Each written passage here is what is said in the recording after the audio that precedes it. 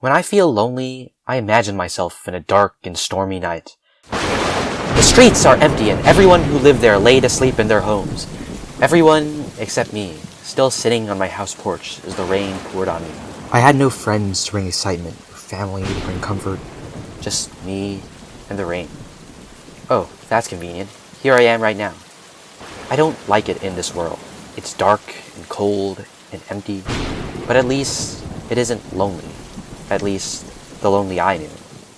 The lonely I knew how to brighten up all my days. It knew how to give me friends I could be with, experiences I could remember forever. The lonely I knew gave me every first I missed out on. My first crush, my first call, my first best friend, my first partner, my first chance to say I love you. The lonely I knew gave me a chance to be close to someone special, someone to cherish forever. Then it takes it away. It leaves me with nothing. It makes me wish I hadn't known what I had lost. So I guess that's why I stay here so much, sitting alone in the rain. At least here, there was never a friend, or moment, or chance, or love to know. At least here, I can get used to it. But I always have to wake up and realize this is the life I have to live. Forever lonely, forever wishing that things were different, that I were different. All my life I have to watch the clock tick ever closer to the hour I have to lose someone else. Every friend reminds me of it when they say I'm insufferable and full of myself and whiny and awkward and clingy, when they say that I care too much. But I'm only this way because I'm scared. I'm so scared because I know they'll leave, that one day I'll hopelessly wish I get that time with them back. So scared that I just ruin everything. I wasn't always this way though. Let's go back in time and meet pre-GD pigchefer. When I was a much younger person, I was just as nervous and shy as I am right now. I didn't really have the courage to talk to anyone, and no one really cared enough to talk to me. I never really realized, though. Everyone saw me as the smartest guy in class with the highest grades, and that to me was more than enough. But as I grew older, I started to notice over and over again that I was the only one eating alone at lunch, that I never had a friend group like everyone else, that no one really ever thought about me. I noticed that I was different. So what did I do to face that fact?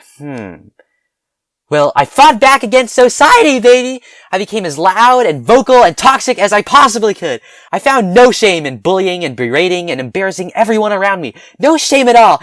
It didn't matter that everyone hated me. At least for once, they actually felt something. I was someone. So you could only imagine what I was like when I picked up EXO. I know it's kinda weird to treat this level and this game like it's my life story. I mean, come on, it can't be, but it's true. I think playing this level was the thing that brought out all my good parts and bad parts, and multiplied it by 1,000,000,000. Determined to be the very best my school had ever seen? Oh, let's spend a year trying to beat this silly level and get top 1. Desiring attention without the fear and the shame?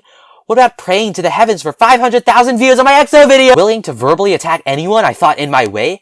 Why not we do that in front of an audience of hundreds of people? So that's what happened. My feelings burst out, the drama ran its course, and eventually the contempt subsided. And just like the rest of me, the thoughts I had a while after felt 1,000,000,000 times heavier. Thoughts that all whispered, was it worth it? Was it worth making everything for someone so much worse, just to make the world know my name? And that was what kept me awake that whole December night, treading the deep hole I'd dug myself in all my life, recounting every friendship, every memory, every ending, each one of them as shameful as the last.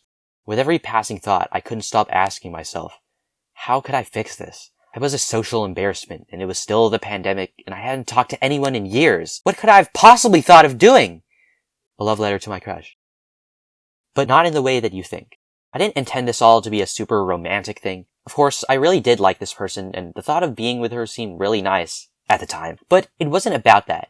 I just thought that confessing after all this time would kind of symbolize me finally letting go of my ego, where I proved I was willing to make a fool out of myself and admit all my faults. And maybe in the process, I could make her day just a tiny bit better. So when I got up from bed, I instantly went on my laptop, and for the next hour and a half, I wrote just what I felt. You can read a kinda redacted version of what I sent her in the description, but like, cringe-worthy, I kinda hate it. A few hours later, I nervously read her reply.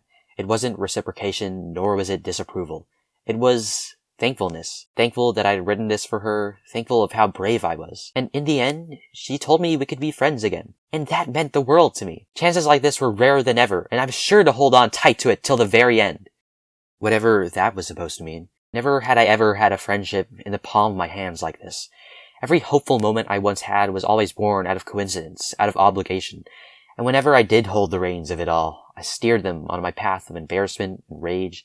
Even if I had changed for the better, at any point I could slip up and hurt her and ruin her day. So for hours upon hours, I would think and rethink about every word I wanted to say before hitting that send button. And even then, I was still nervous I said something terrible. To my relief, she did seem quite happy with the things I told her and always responded.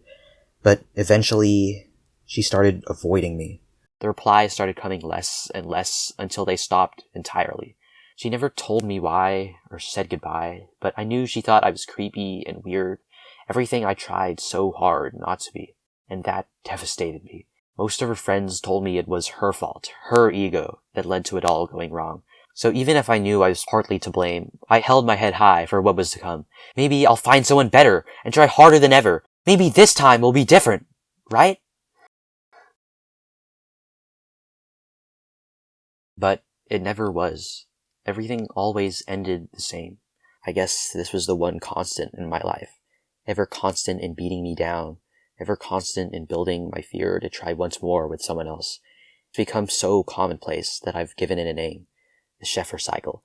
Because it's those like me who meet someone and try so hard to muster up the courage to start something new. It's those like me who try so hard to get closer and know them more and make them happy, ever hoping their words that say, "You have a place with me," are true. It's those like me who eventually have to find out, though, that it was all a myth, that their presence meant nothing, or even worse, that it hurt the one they tried so hard to love. And it's those like me who have to watch them leave without saying goodbye, who go through the hurt alone, day after day. Every time I have to remind myself what the world would propose to me, that it's selfish to hope yourself is anyone important, that you will never be the center of the world.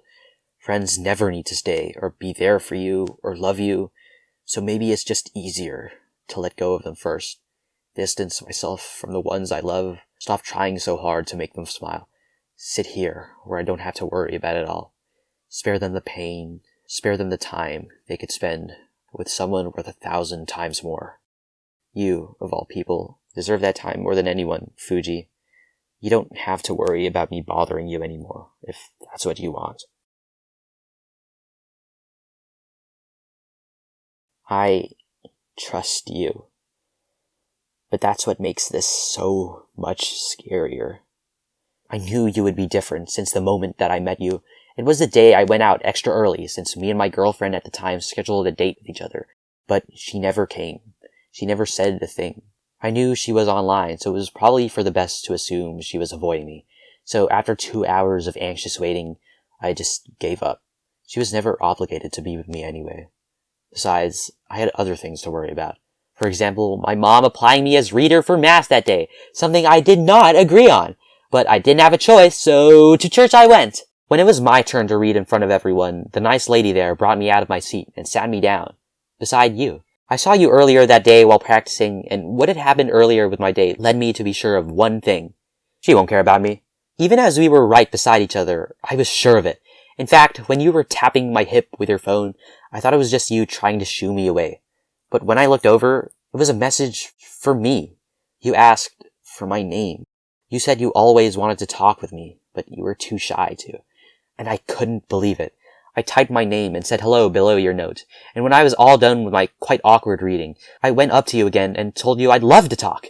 As I left the chapel to go back home, all I could tell myself was, maybe things will be different. It was strange seeing someone so genuinely happy at the thought of starting things with me. It was strange seeing someone want this, but it did feel really special. Then again, a lot of you was special too. Special were the times we got to spend with each other. I was always really awkward and silly, and sometimes I was afraid to do the things you wanted to do. But that never stopped you from putting on your smile. That's special about you too. Your excitement and cheerfulness always made it hard not to smile back. Special were your greetings, your jokes, your ideas, your comfort, your love. And maybe the most special of all was the first you gave me the chance of having. My first hug. I'd only known what a hug felt like before you in my dreams. So when I finally had the courage to ask my friend for one, when you let us embrace before you left that day, I knew that moment would be one I would cherish forever. But there's nothing special about me. There's nothing special about being shy and boring and lonely, everything I am. On that day I met you in church, I thought you'd be like me, that we could be shy and boring and lonely together. But as I learned more and more about you, I slowly had to realize that you had so much more. You had all the confidence to show yourself to the world without the slightest bit of fear. You had all the talent to do anything you set your mind to and be amazing at it. And you had all the respect and importance and love anyone could ask for.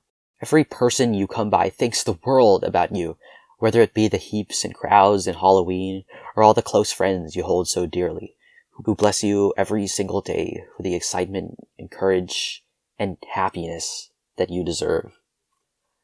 Your world is so exciting and whimsical and fun, everything that I'm not. And you have so much of it. So I just can't understand why you care. Why did you choose me? I'm not the kind of friend that deserves any of you.